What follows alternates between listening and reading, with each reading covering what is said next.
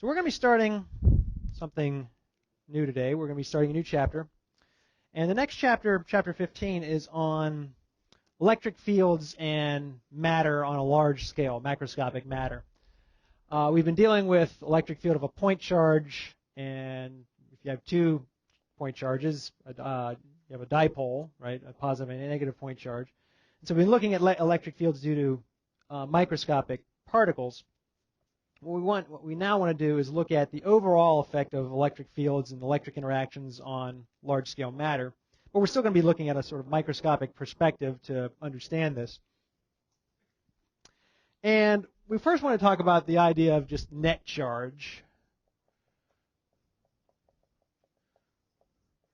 which probably all have an idea what this is already. It's just the algebraic sum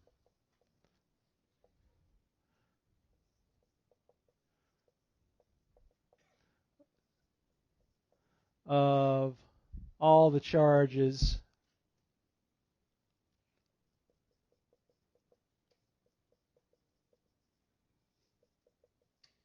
of all the particles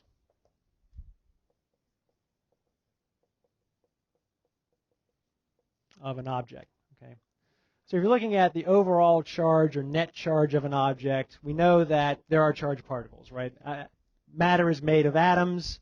Atoms consist of a nucleus, which contains protons that have a positive E charge. Neutrons have a 0 charge, and then electrons surrounding the nuclei, which have a negative E charge, right? And so how do you find the total charge of something or the net charge of something? You just add up all the charges of all the protons and all the electrons. And in most ordinary matter, the number of protons, the number of electrons is the same. So when something has a net charge of 0, we call it neutral.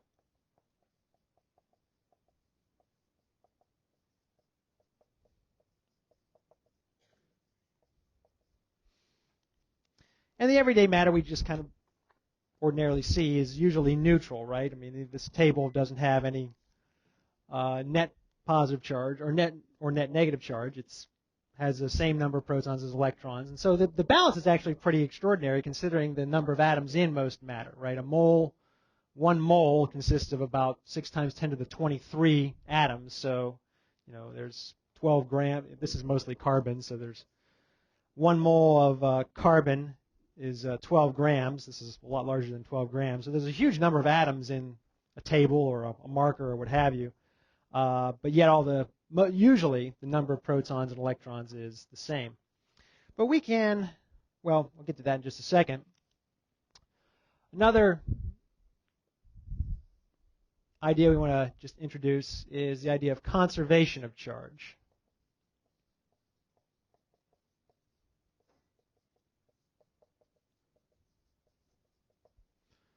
Which is the idea that net charge,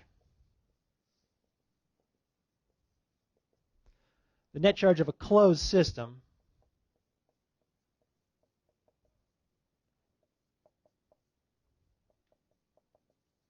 is conserved, stays constant. Sometimes we say net charge can neither be created nor destroyed. It always stays the same. So the net charge of a closed system like the universe, think as a closed system, would stay the same. You can have charged particles individual charged particles being annihilated. So for example, if you have a situation like in a particle accelerator where you have an electron being fired at very high speed straight at a positron, which is the antiparticle of an electron. Okay, so we have a charge of negative E and a charge of positive E here, with that same mass of particles, fired at each other, and if they collide, what often will happen is that the result of this collision is that the particles themselves will annihilate. They will go away. You'll no longer have an electron or a positron, and instead you'll have 2 photons being emitted. Photons being particles or quanta of light. And photons don't have a charge. Okay, so there's no charge of the photons. What was the total charge of the system, the two-particle system, before the collision? 0, right? What was the total charge of the system after the collision? 0, okay. So charge is conserved, right? Even though the individual electron and positron may be gone, we had a net charge 0 before, net charge 0 after, so conservation of charge will hold. So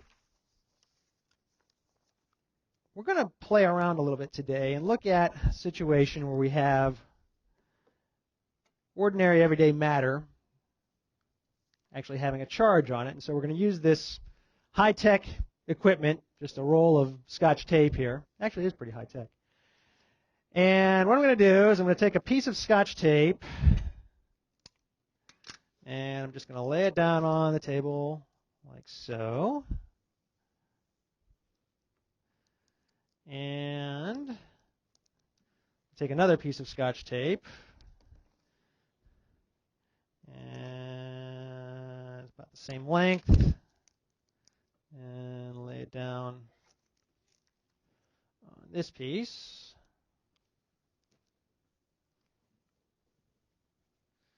And I pull it up real rapidly, and oh, already it's interacting.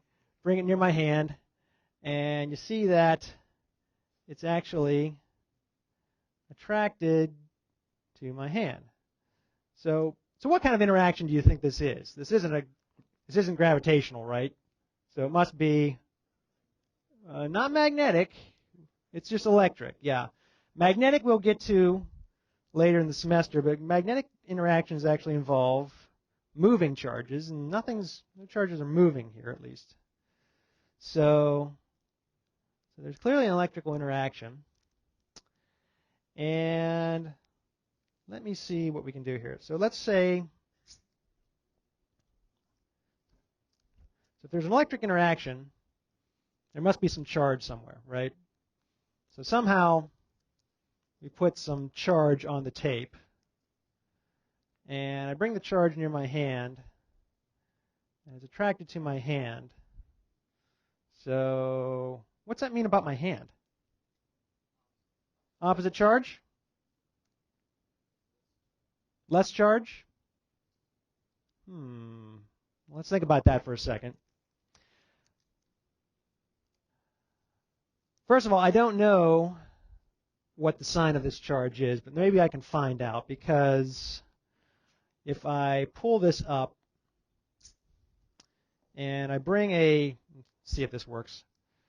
I'll assert to you that if I rub a plastic pen or a plastic marker in my hair, it should gain a negative charge. If I bring the plastic pen near, it looks like it's attracted. So what's that mean about the tape? Positive charge? Well, maybe. That's possible. Although we got to be a little bit careful, because this thing's also attracted to my hand, and we don't know whether my hand is charged or not quite yet. So let's get back to that. Let's see now if we can determine this a little bit more carefully. If I do this, I'm going to put one piece of tape down, and I'll try to use the same brand here to keep it consistent, and another piece of tape down on top of it. Too much tape there. And I'll put them both down like so. So now I have sort of a two tapes sort of stuck on top of each other. And I'll pull this up, and I'll see if this is interacting with my hand. And it is a little bit. So here's what I'm going to do. I'm going to take this two tape combination, and I'm going to rub the slick side, not the sticky side, but the slick side of the tapes.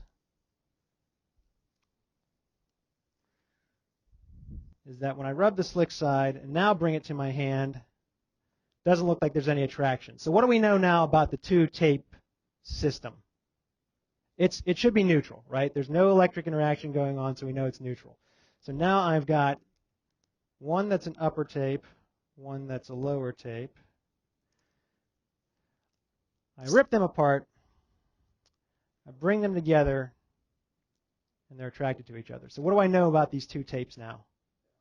They're opposite charge. How do we know that? Okay, they're attracted, but if we start off with something that had a total charge of what? 0, and I pull them apart, the whole system still has a total charge of 0, right? So if one's positive, the other has to be negative, okay? Let's see if we can hold the charge on these. You hold the upper tape, and you hold the lower tape, okay? Let me see if I can make another one real quick. I'm working against time. Now, the humidity's not too bad now, but if it's humid, often these things will lose charge pretty quickly. So there's a lower, and there's an upper. So let me write that down. That's upper and lower. Pull the two tape sandwich off. It's attracted, so let me try to neutralize it.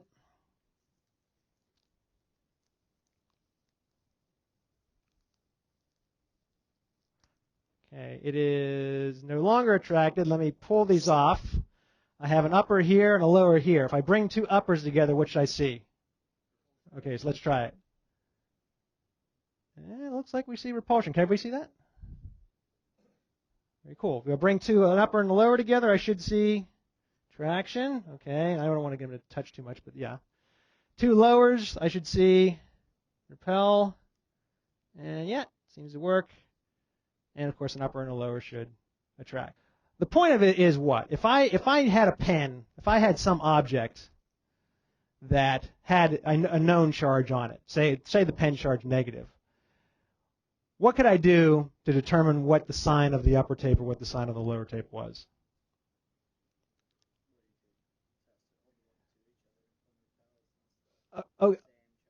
Okay, so if one repels, if it's the same charge, if one attracts, it's the opposite, right? The repulsion certainly would make a definitive, conclusive case as to what the sign of the charge was. But let's come back to this idea of a charge tape being attracted to my hand. And if I bring the upper tape, or I don't know what this is now, the lower tape or upper tape near my hand, it's attracted. So here's okay, this one's upper. It is attracted. The other one, this was the lower tape. And it's also attracted. So attraction, both signs of these charges are being attracted to my hand. So what's going on there? Someone said the magic words, so they must be reading ahead in the text. They said, inducing a dipole. What does that mean?